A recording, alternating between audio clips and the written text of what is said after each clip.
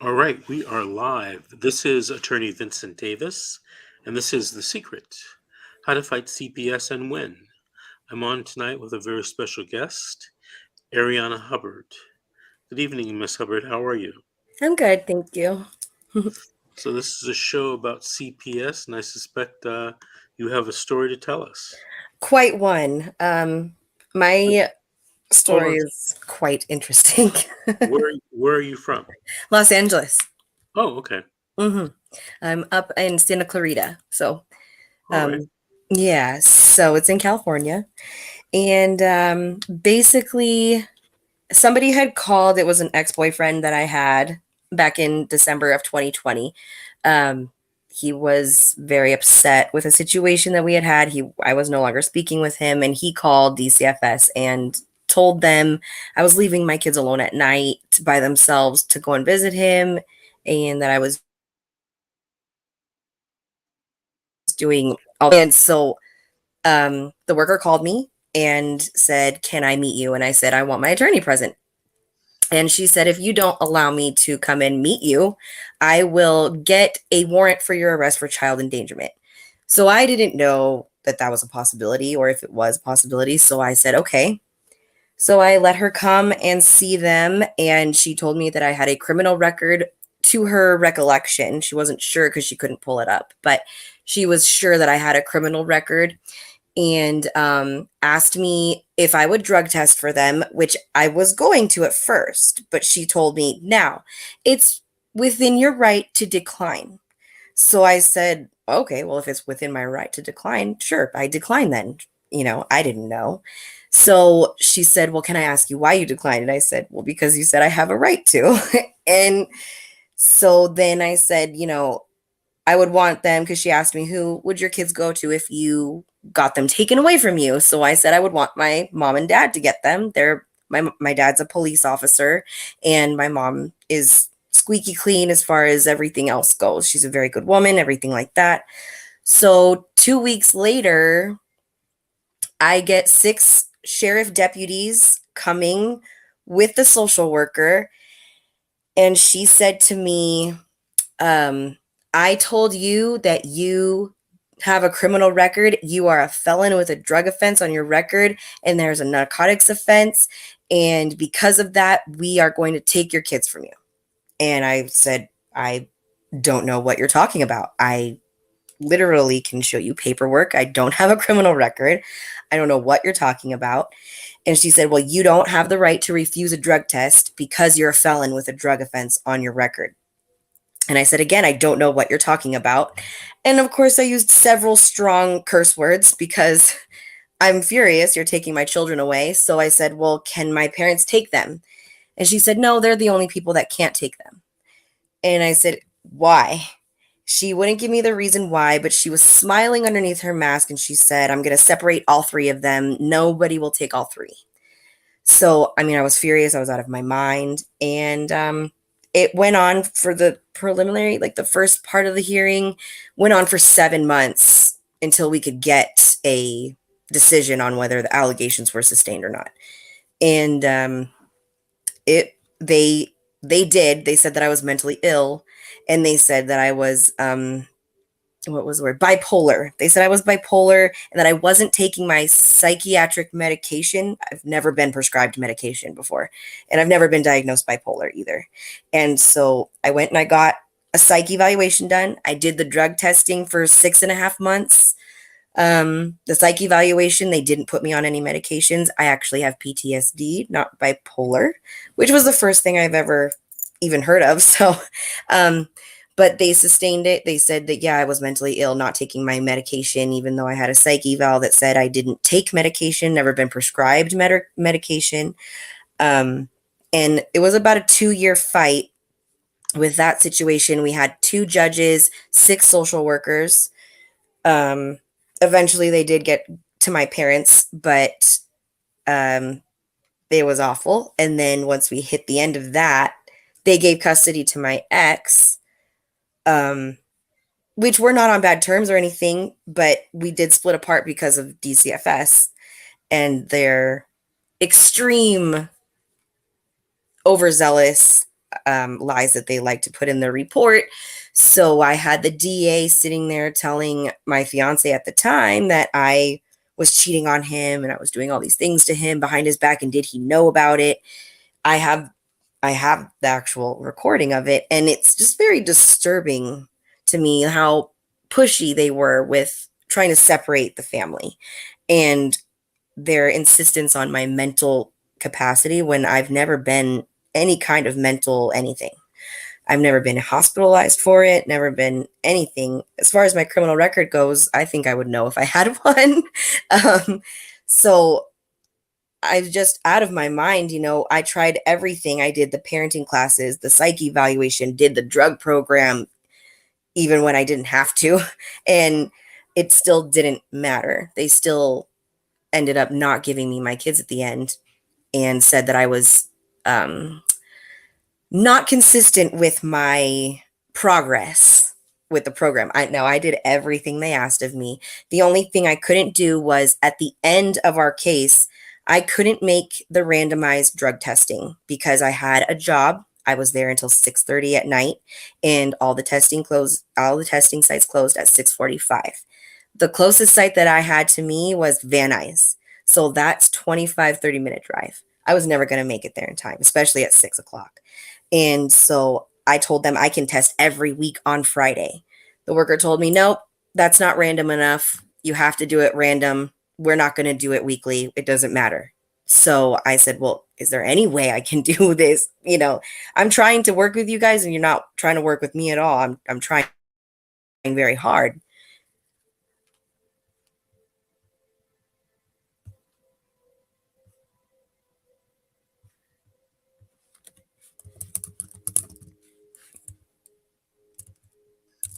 Sorry about that. There was some technical glitch. I heard you say you told the workers that you were trying to work with them, but they weren't working with you. Mm-mm. No, they were very well, it was the okay, so I found out the first worker in my case, the one that was so hard on me as far as taking the kids away, she was actually emailing my social worker at the time, profile, like screenshots of my Facebook posts from a support group, from DCFS support group families or whatever. And it was a private group, but she was emailing, the very first one was emailing my newest one screenshots of my Facebook account. These were not bad posts or anything. They were just updates on my case. And she was still following my profile that entire time, even though she was no longer on my case. A year and a half later, she's looking at my profile. And when my case closed, then she brought criminal charges against me. So I just, I think people need to be very careful with these women or men, whatever you get. Just be careful what you say and what you do, because they are very malicious people. And When now you I'm in the fight for my life. wait a minute, what did she bring criminal charges against you for? So she said I got a job at a physical therapy office 2 years after. In 2022, I got the job in April 2022. She had been a patient at this physical therapy office, and um, I didn't know that, but she was no longer a patient. She had been discharged for 2.5 years. So she somehow found out that I worked there and then called the police 2 weeks into my employment there and said I was stalking her because I was working at her old doctor's office. And her husband is a US Marshal. So I'm sure he called his friends over in the cyber crimes unit and said, hey, this lady is a bad woman and she's this and that. She was dead set on getting a stay away order in the very beginning of my case against me and my kids and for her. The judge said, don't contact the ER social worker. So she said I violated a stay away order and that I was stalking her because I was working at this physical therapy office. And so now I'm trying to prove that I wasn't stalking her that time. I was just trying to work and have a job. So it Well, wait a just so minute. happened she was a I patient. don't get something. Yeah. She was a patient at the doctor's office. Hmm. She had been Left. discharged. Hmm. She left. Hmm. Subsequently, you go to work there. Hmm. What judge told you not to stalk her? It was the DCFS judge who said not to contact her at all because when she had come to take the kids, I was furious with her saying I had a record.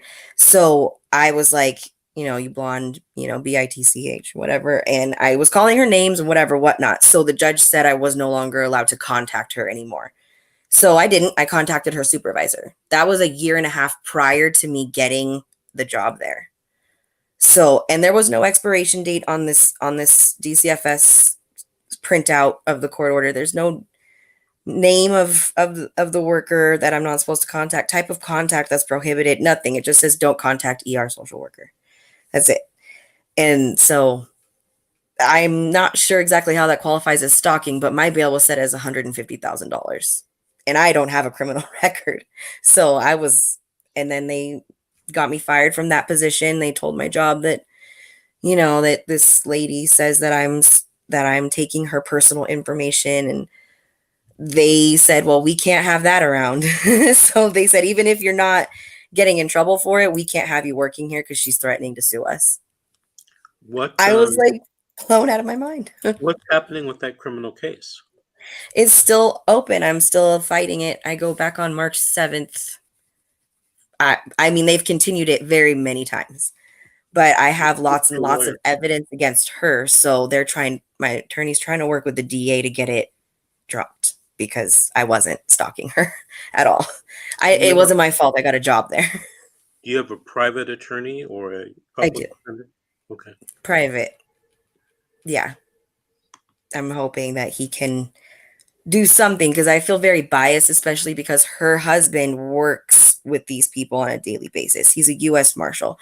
And the detective that was on my case actually told me that he knows him personally. So I am freaking out. I don't feel like I'm going to get a fair situation going on in this courtroom because they know everybody in there. So, I mean, there's a reason why my bail was set so high. I mean, for a first-time stalking offense, I've looked up the normal bail and it's not $150,000. So I was very confused. Not only that, but they said that I was sending text messages to my friends about her. But it was like, those are my friends.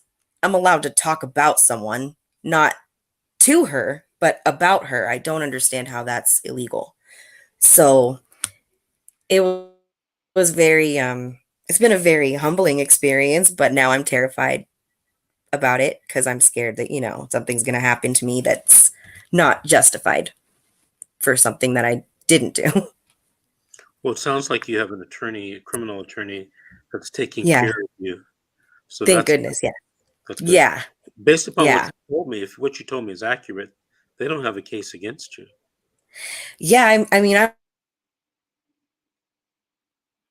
that's what my attorney is, and he feels like I've been very, very wronged in this situation. So from all the lying in her reports, she lied about that. She got my children taken away from me, and now she's doing this. 2 weeks after my case closed, I got served with a search warrant. They took me. So it was very scary.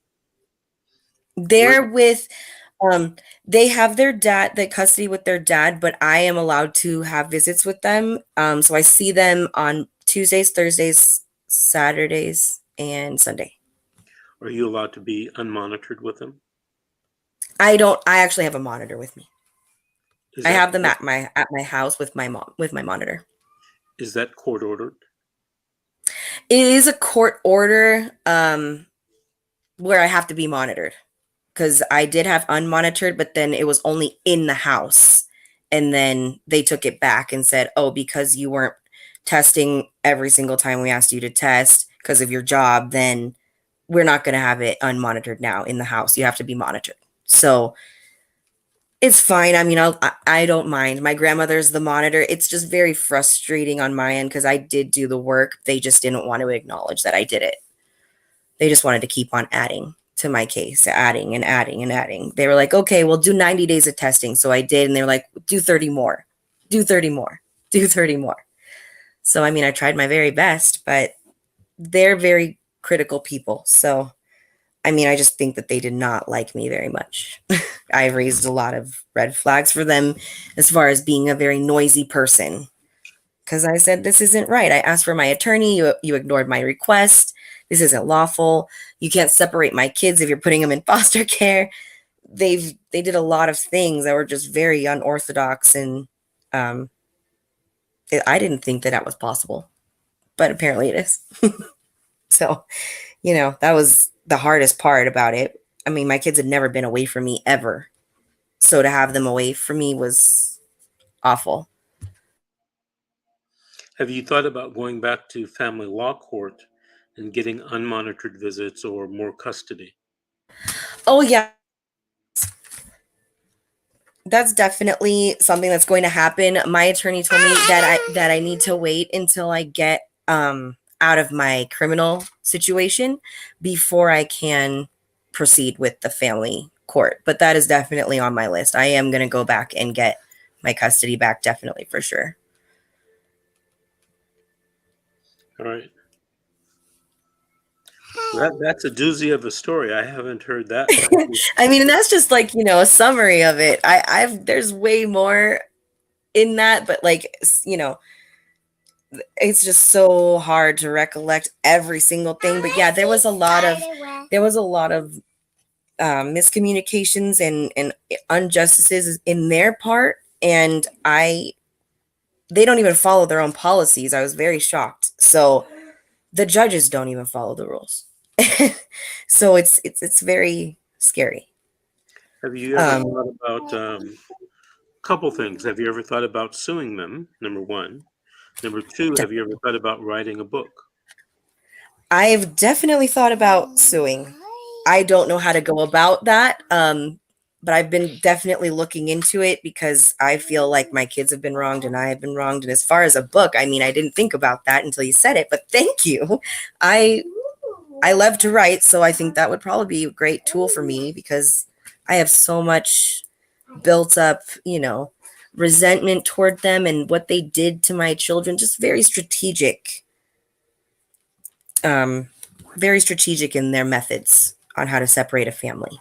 And Oh, they're trained on that. yes, right? I mean, I didn't think they had training to rip families apart, but they do. Oh, they're highly trained individuals. Yeah. Yeah, and they're very good at manipulating the facts to fit their criteria, because I've never been a violent person, but they put this label of violent, criminal, drug addict, out of her mind mental patient, and I'm none of those things. So, I mean, they lied about everything in their reports, I mean, including my record, and I just didn't think that was something that you could do. I thought that was perjury because I thought a report was a court document. So I have proof that I don't have a criminal record. I have proof of all of those things. I have proof I don't have a mental illness. But they even said, oh, your psych eval wasn't done by a county doctor. So because it wasn't done by a county doctor, we want you to go do a 730. That one, 730 evaluation with a county doctor that my lawyer was like, no, you're not. You're not doing that because they really want to diagnose you and put you in this category of mentally ill. And that is not what we want for you. So he got me out of that. But the fact that they said, oh, the person that gave you your psych eval to begin with wasn't qualified enough. She had a license from California. She was a doctor and from a therapy facility. And they said, yeah, you can go there. You can get it done there in the very beginning. Because I made sure to check. Before I even went there, because like they were going to do something shady. So I made sure, hey, are you guys DCFS approved? Yes, we are DCFS approved. Great. I really need a report done for me and my kids. And she just said, oh, well, we want you to do a 730 now, because that woman wasn't qualified enough, because she said I wasn't on medication and I didn't have mental illness and I only had PTSD, and that she told me how to cope with it and that to do therapy, and that if I did need medication to let them know, and that they would do medication management with me. That was on the report. But right there in the front of the corner, it says no medication prescribed, no medication previously prescribed. But they said, go to this place on this date to go get your medication because you're supposed to be on medication. And my report does not say at all that I need medication. So it was very unnerving to have that happen. To be called something that you're not continuously over and over again, and knowing you're not, and having your children ripped from you is awful. And now I'm being painted as this violent criminal person, and I'm facing jail. Terrifying, even just to go through, even though I know I'm innocent. I think that's the worst part, is knowing that I didn't do these things, but she's gonna, I lost my job because of it. I lost everything because of what this woman has said about me. And I kind of feel attacked now. I think it's personal at this point. It definitely sounds like it's personal. Concerning. Yes, very much so. She said I was following her, that I knew where she worked. And I said, how did you know where I worked 2 weeks after I got my position? And my attorney said, well, I'll bring that up to the DA. And I said, great, because my parents didn't even know where I worked. My worker at the time didn't know where I worked. I didn't tell anybody. So how did she know? And she wasn't even on my case for a year and a half. It was very odd to me. And then she's emailing my worker. You're not on my case anymore. Why are you emailing my worker? Did it's your criminal very weird. Did your criminal attorney do some discovery to find out all the emails that she has sent people about you or about your kids? Now, I know that he got most of the what they would provide. Copies that we have, the top of it is blacked out. You can't see who sent it, but there's 2 that they didn't black out. So my criminal attorney now has tried to motion for the emails to be put into court. They're trying to say that it doesn't have anything to do with my criminal case because it was from DCFS, but I think it's very important because you see a pattern there and you see intention that she was definitely trying to get information on me when she was no longer needed on my case. So she had been out for a year and a half and she's sending these emails after she had already accused me of stalking her. So it was very like, how can I be stalking you if you're following me on Facebook? And of course, I know where you work. You work in a government building. It's on every report I've gotten from you guys. It wouldn't be out of character for me to know where you work.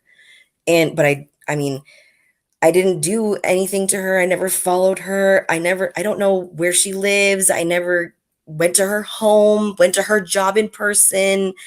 Never, nothing like that. And apparently she was the one following my Facebook. I actually had to block her on Facebook just so she wouldn't be able to see my stuff. You know what I do, and you don't have to write this down because it's being videotaped and it'll be, on all of these social media platforms forever. You should tell your criminal attorney to file what's called an 827 petition. Okay. Don't write it down, just listen.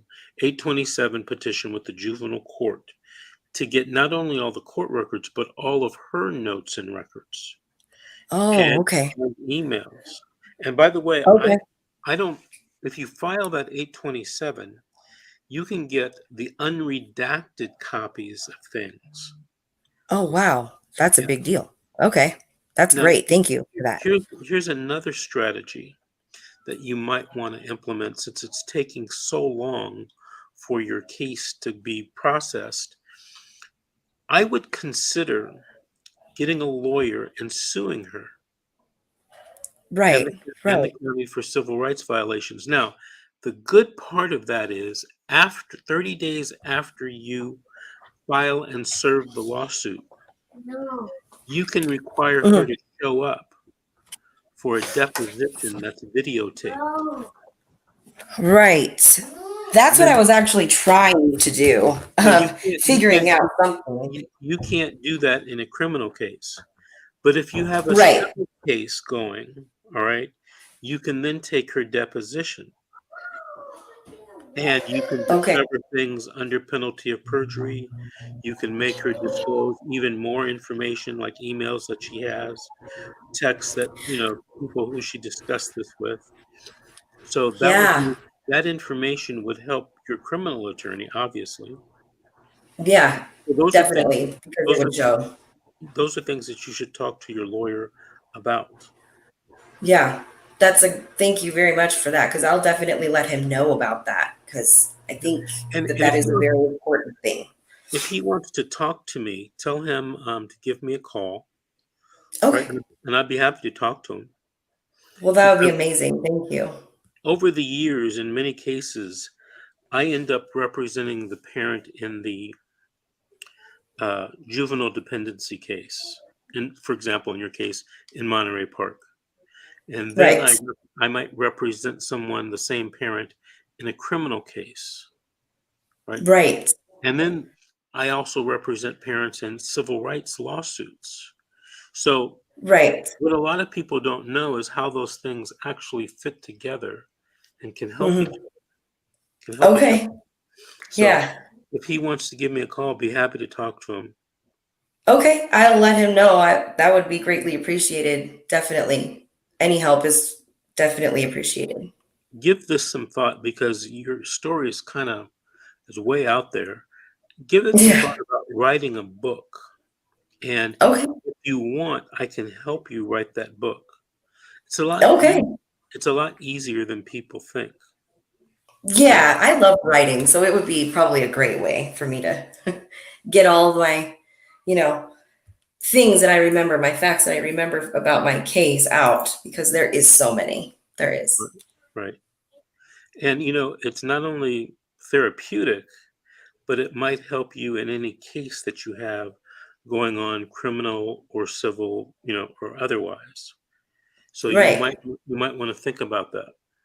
Yeah, that's definitely a good idea. Thank you. Sure. I would love that actually. Yeah. Ariana, we're coming to the end of the show this evening, this Friday evening. I want to thank you for coming on and being a guest. Uh, Thank don't you. don't forget to think about writing that book. Don't forget Of to course.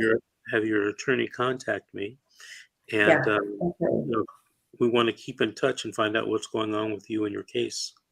Okay? Thank you. Yes, of course. Thank you. Thank you. Good You have night. a good day. Bye. All right. Okay, folks, we're at the end of the show. If you want to watch us this weekend, we're on Saturday at 9:30 a.m. and Sunday at 9:30 a.m. So until then, good night and have a pleasant evening. Bye bye.